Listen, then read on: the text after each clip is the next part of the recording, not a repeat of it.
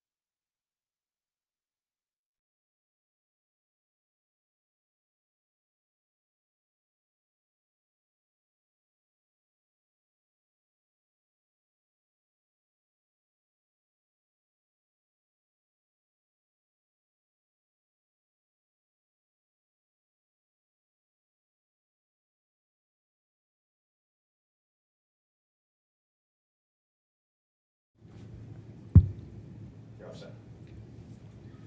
Hope College Sports Information Director Alan Babbitt here with the Transylvania volleyball team, finishing a tremendous season with an amazing effort in a 5-set loss here to Hope College tonight in the regional final, here with Caden Holcomb, head coach Amy Barmore, and Isabella Myers.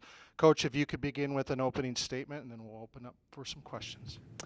Yeah, it was a heartbreaker tonight, but we gave everything we had. We left it all out on the court.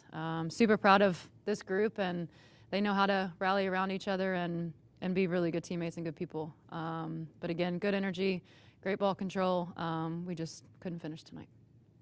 All right, Coach, what was it in the in the fourth that you guys couldn't have played better? Everything was seemed to be going well. What did you guys do specifically so well there, and what maybe wasn't quite there in the fifth? We talk a lot about just settling down and getting back to what we do instead of kind of focusing on, the other side.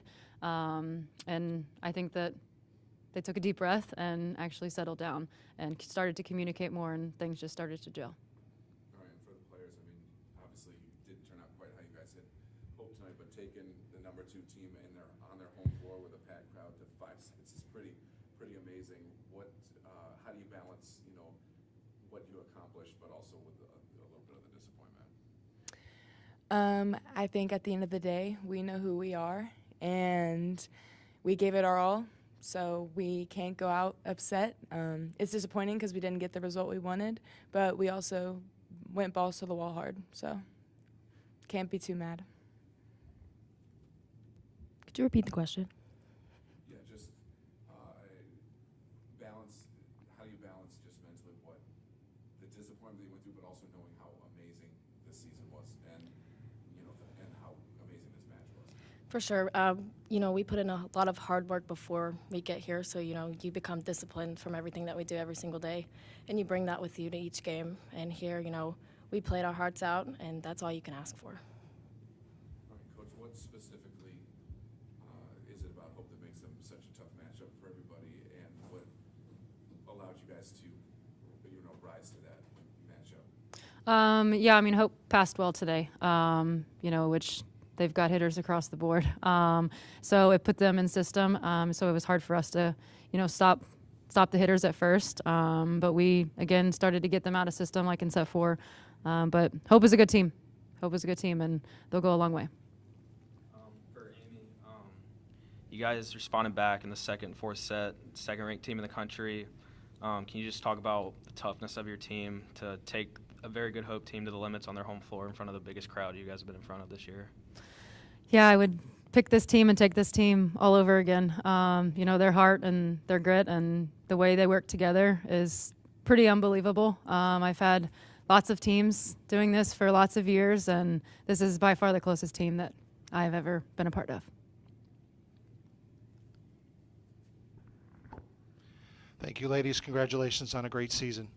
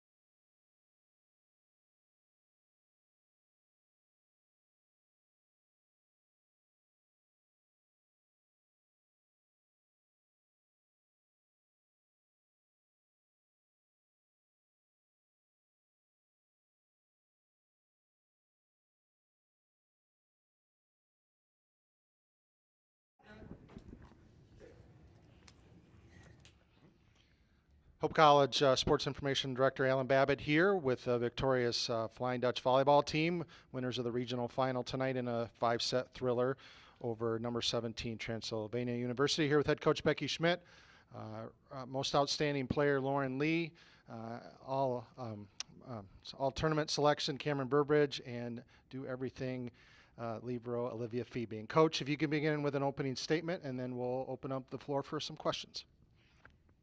Yeah, before I get into how proud I am of these guys for their fight and their perseverance, just want to congratulate Transylvania on an incredible season, on tremendous fight and resilience throughout that match. This was a defensive battle, and just both teams finding ways to be able to rise and put the other team into some difficult spots, and was just really impressed by them and their team chemistry and their fight. Yeah, just also really proud of ours, and we have talked a lot about when our backs are against the wall, how we just keep coming out with heart and passion and perseverance. And there was like just being able to look into these players' eyes in those timeouts. It was evident that they were going to do everything they could to be able to find ways to win. And there's some tactical things we need to continue to work on and that kind of thing. But with that perseverance, I'm just super proud. All right, Lauren, just 2 in a row as far as 5-setters go. Both times, things, weren't going your way. You guys were able to reset in the 5th set, and both times you looked, dare I say, comfortable throughout the entire 5th set. Even when they rallied to tie it at 8 or 9, you guys didn't look, deflated or anything, or it didn't seem like momentum was changing like maybe it did in the 4th. What is it about you guys that allowed you to even be not just confident but even comfortable in 5-setters like this? Well, we have really good fans. That's part of it. Like the energy in the gym, we always feel an energy shift in the 5th set. And then, other than that, we are very comfortable in 5th sets because we know that every point has to be celebrated the most intensely. One of my club coaches told me the most intense team wins 5th sets. And so every point, it's only 15 points. You can scream your head off for 15 points and celebrate every ball like it's the last point you'll ever play. So we're just very comfortable in 5th sets because, 1, we have a great record with 5th sets. 2, we have very good team chemistry and composure. And 3, our record. So did I already say that? Okay. Again with our record. But a lot of confidence, a lot of being comfortable. All right, Cam, you really came alive in the 5th again. I think you had 4 or 5 kills and a couple blocks. Take me through, from your eyes, what you saw as from the team able to turn the page and what you were seeing offensively, because everything in the 5th, just like last night, was kills. It wasn't their errors. It wasn't ever. You guys dictated it, and everything seemed to be right there for you guys. What did you see that really was coming together offensively? Yeah. So I just feel like overall, every time we came into the huddle, every point, every timeout we had, during that 5th set, it was just the mentality was just okay, I've got your back. I'm gonna do what I need to do, do my job. I'm gonna be the best I can be on that court. So I feel like what we did was we talked through every single point. After every lost point or gained point, we just continued to talk and help each other place the ball on the court. Honestly, we just told each other what shots to hit, what places to be. It's just we just had continuous chemistry throughout the whole match, I feel like. So, yeah. All right, and Olivia, you guys were here last year, too. It was a little more surprising. Not that you weren't capable, of getting here, but it was, a different vibe than this year. This year, it seemed, at least, number 2 team, it's kind of expected. You guys have been dealing with expectations all year and handling them all year. How have you guys been able to do that, and especially, throughout this weekend at home into tonight? Yeah, I think we've proven now that we can handle some adversity, which is good because we've earned that. And we've had to go up against some teams that have really pushed us and played great games. So I think proving that was big, and then also remembering like we have nothing to lose. Like we're coming in this just like every other team. We're playing volleyball, and that's like the end all be all. So I think keeping that at the forefront and keeping love at the forefront, like we said, with our fans and then with our bench as well, was huge. So continuing to do that. Lauren, can you answer the same? I mean, you were here last year. I'm not skipping you on purpose, Cam. You weren't here last year. So, but you know, the different vibe this year, and especially, you know, as the points were ticking down in that fifth here on your home court. Oh, okay. Yeah. Well, I mean, I was just gonna say the same thing. We also have nothing to lose. It's a new year. The expectations were a little higher because on paper or like on video, we are a great team, and so the expectations were a little higher. But we face expectations head on, as Coach always says, and we address them, but we also don't let them add extra pressure on us.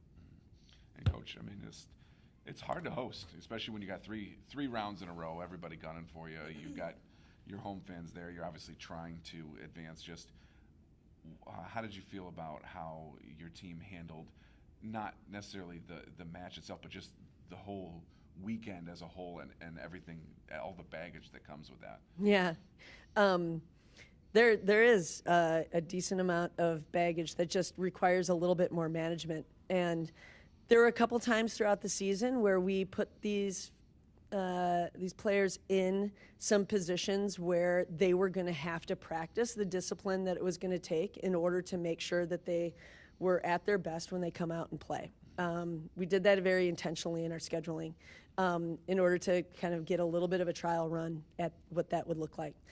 And, you know, in the end, they did it, right? Like they were disciplined to get themselves to bed at an early time every night, to make sure that they were eating right, to make sure that they were, you know, committed to doing their academic responsibilities and managing those that come a little bit more when you're hosting, because there's just a little bit more that you're capable of being able to do. I think that these guys continue to find ways to be able to grow as in relationship with each other through the different practices and through different kind of team meals that we were doing and that kind of thing. But now I'm excited to get away. Very appreciative of Hope, and like I think that everybody here does a class act in terms of making this a great experience. And just really thankful for the community that supports us. But yeah, we're excited. Becky, you started your coaching career in California, and now you're taking a team there for the Nationals. What does it mean for you to take this team to California? Yeah, I mean, I'm going to get a little emotional probably on this one. Yeah, I mean, it is really special. My first 3 years coaching at the University of Redlands were incredibly formative because of the people that I had the opportunity to work with, and a lot of them are still back there. And I'm really excited to be able to bring our team out there and to be able to connect, hopefully, with those folks. It's a great place, and I'm really thankful for that part of my life. Flying Dutch will enjoy Thanksgiving now and then be headed to Los Angeles, California, and Claremont Mud Scripps for the NCAA quarterfinals after Thanksgiving. So congratulations, ladies, and good luck in California.